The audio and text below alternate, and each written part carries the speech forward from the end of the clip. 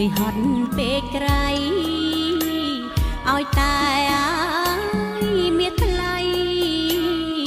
កូនបានសុខសាន្តគ្រប់កូនប្រុសស្រីគួរយល់ចិត្តម្ដាយដែលគិតណាយខ្វល់ខ្វាយឥតស្រាក់ស្រាន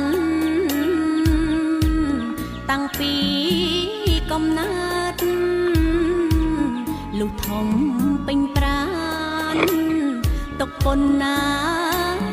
ប្រមាណម្ដាយមិនត្អូញត្អាយលុះធំពេញប្រាន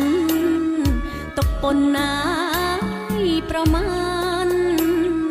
ម្ដាយមិនត្អូញត្អាយពេលកូនជួបភ័យចិត្តម្ដាយសែន